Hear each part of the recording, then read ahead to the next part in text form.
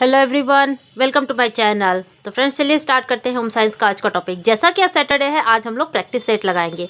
ठीक है फ्रेंड्स, तो अप्रैल में है जो वो यूजीसी नेट का जो है पेपर है, तो जब तक कि पेपर नहीं हो जाता हम लोग सैटरडे नेट के पेपर को ही सॉल्व करेंगे। और ये आपको बहुत ही हेल्प करेगा जीआईसी के लिए भी, ठीक है, क्योंकि इस तरीके के क्वेश्चन जीआईसी में आएंगे। तो चलिए फिर स्टार्ट करते हैं आज का सेशन। हमारा फर्स्ट क्वेश्चन है, देखिए, ज्वर की अवस्था में शारीरिक तापमान में प्रति 1 डिग्री फ़ारेनहाइट, ध्यान दीजिएगा, फ़ारेनहाइट वृद्धि से न्यूनतम चयापचय दर में क्या परिवर्तन आता है। चयापचय दर मतलब कि BMR में क्या परिवर्तन आता है। 7% बढ़ जाता है, 7% घट जाता है, 5% बढ़ जाता है या फिर 5% घट जाता है। तो एक्सप्लेनेशन के साथ देखेंगे कि ज्वर, जिसे कि बुखार कहते हैं, बुखार की स्थिति में शरीर का तापमान साधारण अवस्था से क्या हो जाता है, अधिक हो जाता है। सबसे पहले तो यह ध्यान दीजिए कि बुखार आ जाने पर BMR क्या हो जाता है, वह बढ़ जाता है। ठीक है, तो सामान्यतः एक स्वस्थ व्यक्ति के शरीर का तापमान 98.4 डिग्री फ़ारेनहाइट होता है, परंतु यदि शरीर का तापमान इस तापमान से अधिक हो जाता है तो वह स्थिति क्या कहलाती है, तो वह स्थिति फीवर की कहलाती है। बुखार की स्थिति में BMR यानी बेसल मेटाबॉलिक रेट की में क्या होती है, वृद्धि हो जाती है। बुखार मुख्यतः सूक्ष्म जीवों यानी माइक्रो ऑर्गेनिज्म, रोगाणुओं तथा परजीवियों के संक्रमण से होता है। ये जीवाणु विषाणु शरीर के विभिन्न अंगों पर आक्रमण करके उन्हें रोगग्रस्त करते हैं। तो देखिए यहाँ पर आंसर हमारा सही होगा, कितना परसेंट बढ़ जाता है, तो 7%। सबसे पहले तो देखिए कि बढ़ जाता है, कितना बढ़ता है, तो 7% बढ़ जाता है। नेक्स्ट क्वेश्चन देखते हैं। ICMR 2010 द्वारा एक 15 वर्षीय लड़की के लिए दी गई आयरन यानी लौह की प्रस्तावित पौष्टिक आवश्यकता कितनी है। तो ध्यान दीजिएगा कि हमारा आंसर सही हो जाएगा 27 मिलीग्राम पर डे। ठीक है, तो ICMR 2010 द्वारा एक 15 वर्षीय लड़की के लिए दी गई आयरन की प्रस्तावित पौष्टिक आवश्यकता है 27 मिलीग्राम एक दिन में। ठीक है, एक दिन में कितनी, 27 मिलीग्राम। हमारे शरीर में आयरन अत्यंत ही अल्प मात्रा में विद्यमान रहता है, परंतु अत्यंत अल्प मात्रा में होते हुए भी इसकी महत्ता यानी इंपॉर्टेंस बहुत ही ज़्यादा होती है। यह शरीर को स्वस्थ रखने के लिए ही बहुत ही आवश्यक है। आयरन की कमी से, ध्यान दीजिएगा, आयरन की कमी से रक्त अल्पता, जिसे कि हम लोग एनीमिया भी कहते हैं, यह रोग हो जाता है। नेक्स्ट क्वेश्चन देखते हैं। JNC 7 के वर्गीकरण के अनुसार सिस्टोलिक और डायस्टोलिक रक्तचाप में हस्तक्षेप करने का क्या स्तर है। तो हमारा आंसर सही हो जाएगा D। कैसे, देखिए, एक स्वस्थ व्यक्ति का सामान्य रुधिर दाब कितना होता है, तो 120/120/80 mmHg मिलीलीटर पारे के बराबर जो है वह होता है। इससे अधिक रक्तचाप होने पर क्या स्थिति कहलाती है, तो इससे अधिक रक्तचाप होने पर उच्च रक्तचाप यानी हाई ब्लड प्रेशर जो है वो कहलाती है। रुधिर दाब को किस मीटर से नापा जाता है, तो स्फेग्नोमैनोमीटर, यह उसका मापी यंत्र है, किसका, रुधिर दाब का। ठीक है, आगे देखते हैं। एक प्रबंधकीय ग्रिड में 1.9 क्रम निम्न का संकेत देता है, किसका, स्वीकृति और समर्थन लेना, योगदान देना, जो कुछ भिन्न हो, मशहूर होना और इन होना, हैंग ऑन होने की इच्छा होना। ठीक है, तो हमारा आंसर सही हो जाएगा A। एक प्रबंधकीय ग्रिड में 1.9 क्रम स्वीकृति और समर्थन लेने यानी सीकिंग एक्सेप्टेंस एंड अप्रूवल का संकेत जो है वह देता है। नेक्स्ट क्वेश्चन देख लेते हैं। एक व्यक्ति की युक्ति संगत रूप में सोचने और समस्याओं का समाधान करने की क्षमता किसका अंग है, तो सूक्ष्म मोटर क्रिया का, भाषा का, संज्ञानात्मक विकास का या फिर अक्षय प्रबंधन कौशल का। तो देखिए, एक व्यक्ति की युक्ति संगत रूप से सोचने और समस्याओं का समाधान करने की क्षमता किसका अंग है, तो यह है संज्ञानात्मक विकास का। ठीक है, एक व्यक्ति की युक्ति संगत रूप में सोचने और समस्याओं का समाधान करने की क्षमता को संज्ञानात्मक यानी कि कॉग्निटिव डेवलपमेंट का ही अंग है। संज्ञानात्मक विकास का सिद्धांत किसने दिया था, तो यह सिद्धांत दिया था जीन पियाजे ने। पियाजे ने इस सिद्धांत में बालक के भीतर चलने वाली संज्ञानात्मक प्रक्रियाओं के विकास की व्याख्या भी की है। वे बालक के द्वारा अर्जित ज्ञान के स्वरूप को समझना चाहते थे, इसलिए उन्होंने यह सिद्धांत दिया। हमारा आंसर सही हो जाएगा C, संज्ञानात्मक विकास। नेक्स्ट क्वेश्चन देखते हैं। एक समुत्थानशील बच्चा वह है जिसमें कि क्या होता है, सहन शक्ति की अपेक्षा वाले कार्यों को आसानी से छोड़ देता है, भावनात्मक सुस्थिरता का अभाव है, विभिन्न प्रकार की स्वास्थ्य समस्याओं से ग्रस्त है, या फिर उन परिस्थितियों से वापस निकल आता है जिनसे अधिकतर लोगों को नुकसान पहुंचेगा। यानी एक समुत्थानशील बच्चा वह है जिसमें कौन सा गुण होना चाहिए, तो जिसमें कि उन परिस्थितियों से वापस निकल आने का गुण होना चाहिए जिनमें अधिकतर लोगों को नुकसान पहुंचेगा। हमारा आंसर सही हो जाएगा D। नेक्स्ट क्वेश्चन देखेंगे। निम्नलिखित में से कौन सा कढ़ाई का टाका नहीं है। ठीक है, कढ़ाई का टाका कौन सा नहीं है, निम्नलिखित में से कौन सा कढ़ाई का टाका नहीं है, दबका, मिंती, फंदा या फिर मुर्री। तो देखते हैं, दबका हमारा आंसर सही हो जाएगा ए, दबका कढ़ाई का टाका नहीं है। बाकी ये तीनों कौन से, ये तीनों कढ़ाई के टाके हैं। देखिए मेंथी कर्नाटक की कसूती की कढ़ाई का एक प्रकार है। मेंथी टाका साधारण क्रॉस टाके के समान होता है और फंदा मुर्री लखनऊ की प्रसिद्ध कढ़ाई चिकनकारी का प्रकार है, जबकि दबका कढ़ाई का प्रकार नहीं है। हमारा अगला क्वेश्चन है, महिला एवं पुरुष परिधानों में वेस्टिंग संचालन के लिए परिधान उद्योग में आमतौर पर निम्नलिखित में से कौन से टाके का प्रयोग वर्ग में लिया जाता है? तो ध्यान दीजिएगा, हमारा आंसर सही हो जाएगा 100। ठीक है, 100 वर्ग के टाकों का प्रयोग जो है वह लाया जाता है। नेक्स्ट क्वेश्चन देखते हैं, व्यवस्था का सिद्धांत संगठन में शक्ति है, वह क्या कहलाता है? संगठन में शक्ति है, संगठन में शक्ति है क्या कहलाता है? तो scalar chain, equity to gain, stability of tenure या एम्पिरिटी कॉर्पर्स। तो ठीक है, तो व्यवस्था का सिद्धांत संगठन में शक्ति है, यह कहलाता है एस्पिरिट डी कॉर्पर्स जो है वह कहलाता है। हमारा आंसर सही हो जाएगा डी। नेक्स्ट क्वेश्चन की ओर बढ़ते हैं, लोगों और मशीनों के बीच अंतःक्रिया का अध्ययन कहलाता है, क्या कहलाता है? तो पारिस्थितिक विज्ञान, इंजीनियरिंग, स्वचालीकरण या फिर श्रम दक्षता शास्त्र। तो देखिए, लोगों और मशीनों के बीच अंतःक्रिया यानी इंटरैक्शन का अध्ययन श्रम दक्षता शास्त्र यानी कि एर्गोनॉमिक्स कहलाता है। हमारा आंसर सही हो जाएगा डी। नेक्स्ट क्वेश्चन की तरफ बढ़ते हैं, भारत में नियोजित स्त्रियों की अधिकतम संख्या भारतीय अर्थव्यवस्था में के निम्नलिखित क्षेत्र का हिस्सा है, किसका हिस्सा है? तो औपचारिक क्षेत्र, अनौपचारिक क्षेत्र, कारपोरेट क्षेत्र या फिर औद्योगिक क्षेत्र का।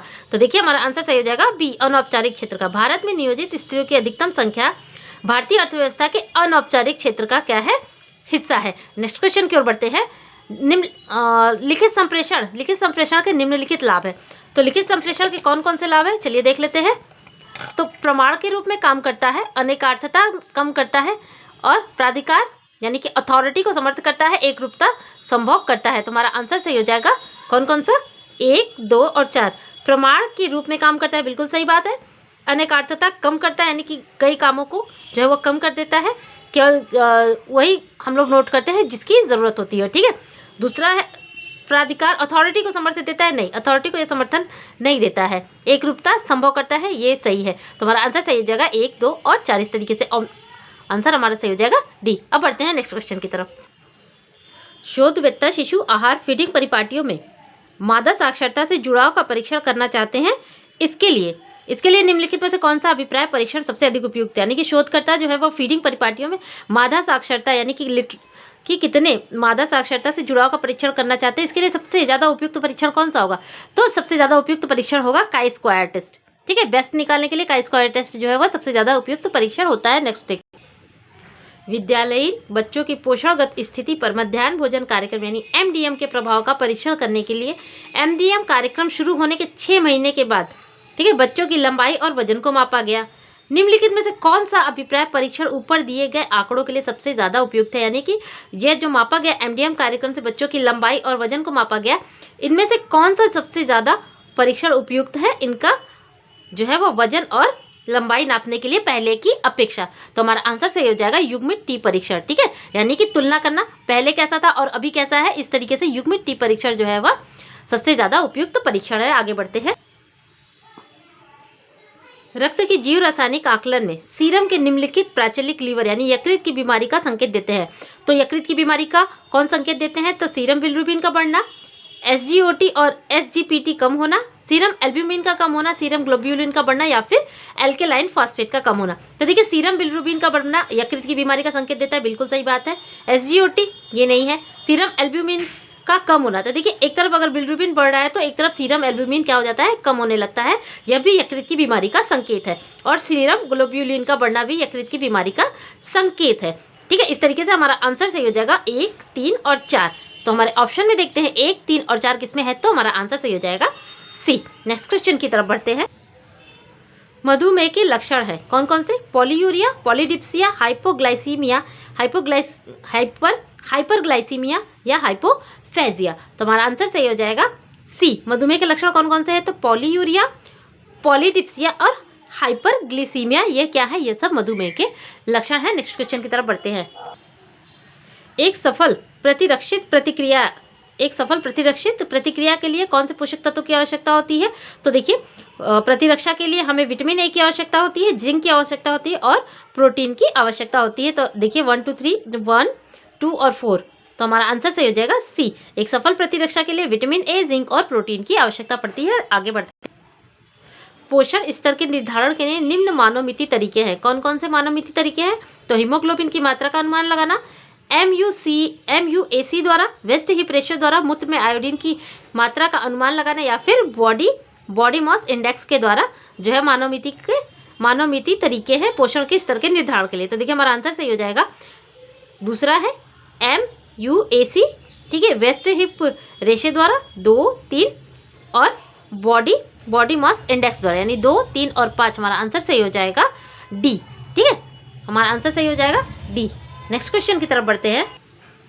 एस्कॉर्बिक एसिड की कमी से होने वाले लक्षण है। कौन कौन से लक्षण है? तो जिंजीवाइटिस बिल्कुल है, काव भी देर से भरने लगता है, और हमारा आंसर सही होगा पीटीचियल हेमोरेज। ये सब क्या है? ये सब एस्कॉर्बिक एसिड की कमी के होने वाले लक्षण है। तो इस तरीके से 1, 2 और 4 हमारा आंसर सही हो जाएगा डी। नेक्स्ट क्वेश्चन की तरफ बढ़ते हैं।